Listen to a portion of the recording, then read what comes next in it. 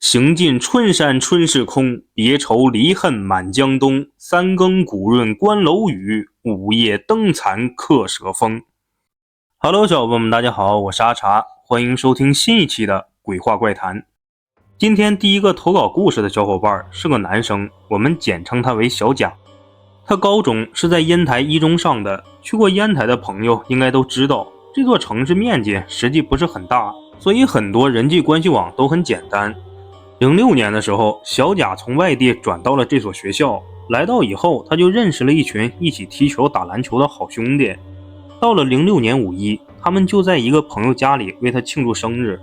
当时男同学的妈妈不在家，而这个同学家呢属于家境比较优越的那种，什么音响啊 K 歌系统这种相对比较新鲜的娱乐设备他家都有。因为过生日嘛，当时气氛相当好，但是期间这个男同学就突然站起来说有人在敲门，眼神特别紧张那种。其他人都说没听到什么敲门声啊，可是过生日的同学还是坚持去门口看看。很快男同学就回来了，那种表情小贾说到现在自己想起来都觉得吓人。男同学脸上有一种瘆人的白色。回来之后，男同学更是不敢看任何人，他的目光与其说是在逃避小贾他们，不如说是在逃避空气中的某种东西。问他什么他也不说，只是摇头说没事儿。然后回家的路上有其他同学和小贾同行，他们就讲起了一个有关这个男同学的往事。根据小贾同学们的说法，这个男生的母亲身体不好，不过好在家里有钱，他母亲呢就不用上班。说是有一天他在学校的时候突然要回家看看，说心里不好受，于是他就趁课间操的时间回家了。前面咱们也提到过，烟台是个很小的地方，所以这个男同学完全能在下节课开始之前赶回来。事实上他回家以后跟他妈没说几句话就按时回来了，但是在他下楼的时候遇到了两个人，一男一女。那两个人就问他，你认识谁谁谁吗？他们问的正好就是他妈妈的名字。他说在家呀，那是我妈，有什么事儿吗？那两人就说啊，我是你妈妈的同事，来接她，我们就住在那栋楼202号。说着随手一指。他吧那会儿急着回学校，于是就让两个人上楼，自己就先离开了。直到这个小伙伴给我投稿的时候，他才意识到一个问题，在当时202不是一个普通的号码，比如说在北京很多人都知道那是太平间的代名词。这是不是说当时他看见的那两个人其实根本就不是人呢？等那个男同学回家的时候，他父亲在家，而他母亲早上就因为心脏问题去世了，之后存放遗体的地方就是那个医院，就是当时碰见那两个来接他的人所指的方向。当时小贾听到这儿就感觉一阵阴寒，鬼使神差的，他就把这个和生日会敲门的事儿联系起来了。所以到家后，小贾就马上打电话给那个过生日的男同学，听到对方的声音，他才稍微放松了一点。可是等到了第二天，这个男同学根本没来上学。后来过了几天，小贾才知道这个男同学在路上让车撞了，当场死亡。所以生日会那天他到底看到了什么，没人知道。而最让人恐惧的是，事情远远没有结束。1个多星期以后，参加生日会的另一个人说自己梦见了那个离世的男同学。在梦里，那个已经隔世的人要他和自己踢足球，并且指定要穿某双球鞋。上过高中的男生应该都明白，大家的破鞋都是堆在一起的，谁都不想去洗，拿到谁的就是谁的。然后就在这个梦的第二天，在体育课上，他差点从3楼的栏杆那摔下来，要不是老师反应快，下面就是食堂放东西的铁棍，要是真摔下来，估计不死也要残。回去之后他才发现自己脚上穿的就是梦里的那双鞋，早上明明提醒过自己不穿的呀，可偏偏就鬼使神差的穿了。这么多年过去，朋友圈和同学圈子里谁都没有这个男生的消息，就好像这个男生消失了一样。小伙伴们，咱们到了中场休息时间。最近呢，阿茶接了一个肩颈按摩仪的广告，我自己也是试用了一段时间，产品没啥大问题，但我总感觉更适合年纪大一点的观众。我还跑去看了眼我后台的粉丝画像，这年纪轻轻的肩颈怎么会酸痛呢？你们不需要，那买回去不就闲置了吗？但我后来发现，这个东西年纪轻的人不太用得着，可爸妈那一辈一定会喜欢。为什么这么说呢？你看现在街边的按摩店、商场里的按摩椅，不都是岁数大点的人经常去按吗？而且人一般过了40岁，颈椎和肌肉都在加速退化，要是不经常按摩放松，肩颈这块就会一直很僵硬，人会很不舒服。像爸妈、爷爷奶奶他们年轻时候一边工作一边照顾家庭，很辛苦，身体损耗也要比我们想象的大，还没时间没条件专门去放松。他们要是有了这台按摩仪，自己就可以完全在家按。而且你们看他的按摩手法，是不是跟按摩店的老师傅很像？一揉一按，一捏一放，肩膀上的酸痛都能按掉，对舒缓放松身体特别有用。这个地方还可以发热，贴在后脖子上，就像拿热毛巾在后面热敷，有效减少淤堵。肩膀疼的人肯定会喜欢，我自己是真的给爸妈也买了一台，他们觉得比去按摩店方便多了，还不用每个月都花钱充卡。父母是真的很难拒绝这种实用又省钱的物件，你们买回家可以跟父母提前说一声。这虽然是个电子产品，但操作起来非常简单，就这样挂在脖子上，按下开关就可以自动享受按摩了。带着也不耽误做其他事儿，质量方面也没啥好担心的。望舒心的产品都是经过27道检测，一道不合格都不会出厂，而且它还有超长售后，能让爸妈有充足的时间慢慢体验和感受。中途要真碰上什么质量问题，大家尽可放心，3年内都可以免费换新。如果你们还不知道该送爸妈点什么，真的可以尝试下送这个按摩仪，至少在我看来，它是个挺靠谱的选择。下面这个投稿故事的小伙伴是贵州人，事情发生在去年3月份。这个小伙伴家里是专职做丧葬行业的，他们那边把从事这个行业的统称为麻子。事情的起因是他们那边有个村子连续好几天都有丧事儿。一般来说贵州的土葬都是亲朋好友抬棺，只有亲属人手不够或者家里犯忌讳不想抬棺的时候，才会把这个活给麻子做。他们那儿抬棺的人也叫八仙，大户人家可能有16个人抬棺，而正常寿终正寝的老人，家里一般都会请很多亲朋过来帮忙。出殡呢，也基本都会选在白天，不是上午就是下午，反正很少有晚上出殡的。毕竟晚上视线不好，路也不好走。按他们这一行的说法，晚上也多少有点犯忌讳，除非逝者是半夜暴毙，而且没有子女的，就会被亲朋连夜办理丧事儿。这种情况呢，就不能留在家里过夜。而出事那家人打来电话的时候，大概是下午6点多，他当时还在隔壁城中村吃饭呢。那家人就特别着急，说要一条龙全包，包括抬棺。因为抬棺需要一定的人力，所以价格会贵很多，并且整个县里就他们一家做这个传统殡葬一条龙的服务，所以他们得临时去店里拉一口新的棺材，然后再找几个同事过来帮忙。雇主家还要求先帮逝者擦拭身体什么的，于是他就和另外一个同事先赶了过去。他说记得最清楚的就是当时这家人不像做其他丧事的家庭，很怪，就好像是在办一件很平常的事儿，这些亲人脸上也完全没有悲伤的感觉，反倒是一种调侃消遣的气氛。而且最让他心里嘀咕的是，这个家明明当天晚上来的亲戚男人很多，大可以自己抬棺，为什么非得花个大价钱雇人来呢？期间他在做活的时候就隐约听到了一些，说是这个逝者应该是个屠夫，他之前有个女儿，后来女儿得了精神病，死在了精神病院里。然后这中间还出了一个案子，在他们那个县里动静闹得挺大的。当时是这个屠户的女儿早上5点多的时候突然发疯，拿着杀猪刀就砍他们夫妻俩，屠夫手臂被砍了一刀。这个小伙伴在用柚子水清洗遗体的时候，也能看见那个很长的刀疤。听他们家亲戚说，后来这个女儿还拿着刀追她妈妈，一直砍到了巷子口，她妈一直在叫。但是他们家经常会趁着早上运猪崽，当时邻居们就以为是那个猪崽的叫声，所以根本就没放在心上。直到那家的女主人死在了巷子口，听说脖子都快断了之后，这个事儿就在整个小县城传开了。因为6、7点上班和上学路过的人很多，场面很血腥，整个巷子的邻居门口、门槛或者是路边的石沟都有碎肉。当时封锁了差不多1周的时间。后来就是在他们家出了这个事儿以后，他们家的女儿就被警察给带走了，关在了精神病院里。可没过几个月就不明原因的突然猝死了。至于这个逝者的死因也很诡异，从他们亲戚嘴里，这个小伙伴隐约能推出个大概，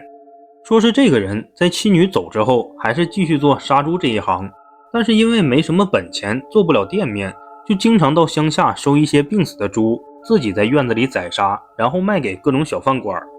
所以他们家一进来就能闻着那种腥臭的杀猪味儿。谈到这个死因的时候，他们家亲戚都是七嘴八舌的，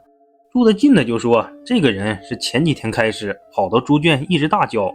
周围邻居也都知道，还是有认识的人通知了他们家亲戚。当天下午，屠户就跟发了猪瘟一样，一直高烧，挨家挨户去拍邻居家的门，嘴里一直在喊着为什么不开门，为什么不开门，声音还是夹着嗓子，就跟他老婆一样。可是他们这边的邻居早都不知道换了多少批了，有些人根本不知道当年的案子，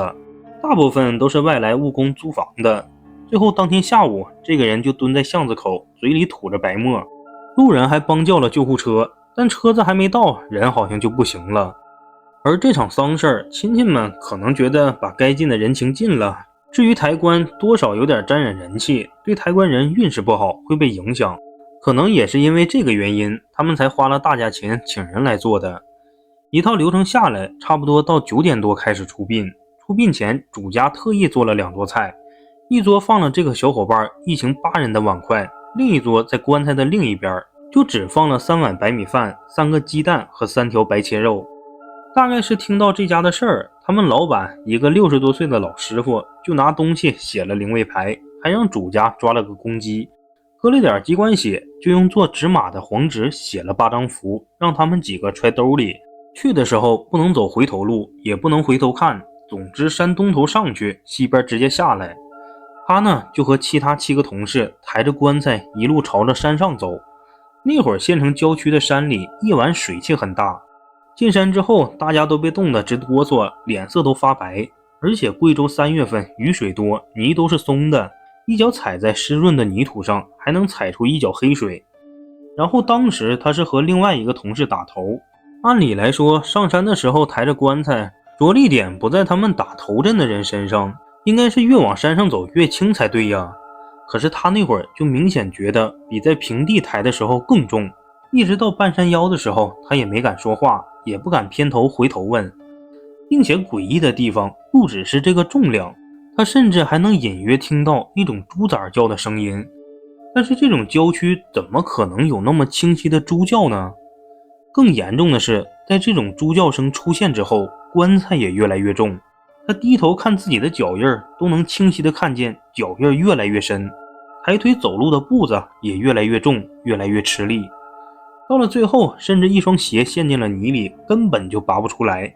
所以为了不耽误下葬时间，后半程他都是光着脚走的。这种重压感他至今都有点后怕，就好像当时自己被人监视着，这种感觉很难形容。等到了下葬地的时候，也不知道是选址的问题，还是因为下了雨，明明那个墓地选的地方属于山腰的位置，前面带路的人提前挖的时候也没有发现渗水的情况，可偏偏等几个人把棺材放下去的时候，整个墓穴里竟然开始慢慢渗水。只是几分钟的时间，这个渗出的水就没过了他们脚面。其中一个年纪稍微大一点的人就打圆场说，哎呀，就这样吧。因为他们几个谁都想赶紧离开这个地方。那天回去之后呢，他们几个抬棺的人都发现脚上被墓坑里的水泡过的地方开始红肿。一般来说，被水泡的发白的地方离开水面几个小时就会慢慢恢复，但他们几个过了1天多还是发白，那种颜色就像是铁青里泛白。总之后面他们当初抬棺的几个人运势都极低，有的人因为酒驾车撞到了桥下面导致重伤，也有家里出了一些别的事儿的，而他自己更是在一次意外中双脚粉碎性骨折。他也只能庆幸最起码自己还活着吧。今天第3个投稿故事发生在19年6月中旬。这个小伙伴和他老婆在家休息了一段时间，老婆呢就在某鱼上看中了几件2手的品牌外套，当时他就觉得款式是自己喜欢的，而且卖家也说了只是试穿过，衣服几乎是全新的，还带着吊牌，所以他当时就直接在某鱼下单了。隔了2天，快递员就送货上门，但是这次快递员来的时候按门铃比较急，一连按了3、4次。而这个快递小哥跟他们家又比较熟，经常派送他们家这条线儿，所以这个小伙伴就觉得可能急着送单吧，于是赶紧忙着去开门。刚一打开，他就有点惊住了，这个快递员小哥身上的裤子破了一个洞，膝盖也被擦伤了。他就问咋回事，想着让人家进家里洗一下手，拿个创可贴什么的。快递小哥呢也没推辞，毕竟都是老熟人了，就进了小伙伴家里简单处理了一下，说自己是在小区门口附近的水沟边翻的车才整成的这样。等后面一系列事情发生以后，这个小伙伴才隐约觉得快递小哥这事儿可能就是在给他提个醒。当时等快递小哥简单处理了伤口之后，小伙伴老婆正好拆快递，试穿上身比较满意，他老婆就把衣服上所有吊牌剪了拿去洗。那会儿的时间才上午9点，太阳很大，气温也很高，新洗好的衣服应该很快就能干。但是当天小伙伴的老婆在晚上收衣服的时候就跟他说了一句，真是奇了怪了，按平时晾衣服的时间，到了这会儿应该都干了呀，可现在衣服还在滴水。不过他就觉得可能是空气湿度大什么导致的吧，就把衣服收了，放烘干机里又烘了1个多小时。但是特别奇怪的就是衣服拿出来以后还是湿的。而他们租的房子呢是一个靠西的阳台，夫妻俩就想着可能是烘干机坏了，总不能是衣服坏了吧。就这么的，俩人打算把衣服挂在窗口的空调下面开个除湿，怎么着一晚上也能干了。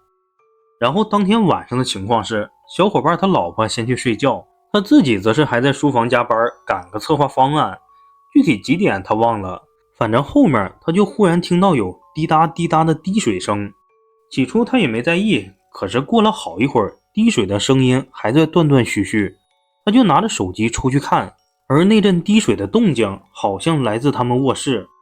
等他把手机对着窗口照过去，才发现卧室的地上怎么会有水呢？那一小滩水还有一种诡异的感觉。再抬头看，水上面就是那套晾着风干的黑色衣服。他说自己也不知道咋的，就有一种隐约的不安感。那件衣服挂在窗口，就好像里面有什么东西撑着，袖口直挺挺的垂着。下意识的他就想开灯叫醒老婆，但是怎么喊都喊不醒。然后在他们床边衣柜侧面到走道的位置有一扇全身镜，当时他站的位置刚好侧身对着镜子，下意识余光就瞟了一眼全身镜，总感觉有什么地方不对劲儿，可又找不到。就在他开灯准备叫醒老婆的时候，他才终于意识到问题出在了哪儿。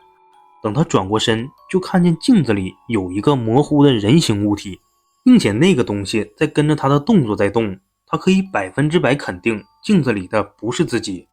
这种极其诡异的感觉差点给他整尿了。随后他就只想着马上叫醒老婆，但发现身体根本动不了，前前后后大约僵持了几分钟，直到听见一个很突然的敲门声，他才缓过来。开门一看是邻居，邻居说他家卫生间的水渗到了楼下，让他赶紧处理一下。后来在这个事情之后，他家也找了看事儿的人，当时的说法是这件衣服原主人是溺亡的，但是不知道为什么这件衣服又被挂到了二手平台，可能是那家人觉得这个衣服是高奢，或许是没有穿过，或许是不起眼。好了，这就是本期的所有内容啦。如果有喜欢的小伙伴，还请多多3连支持一下。如果有相关经历的，可以后台直接私信阿茶。我们下期再见，拜拜。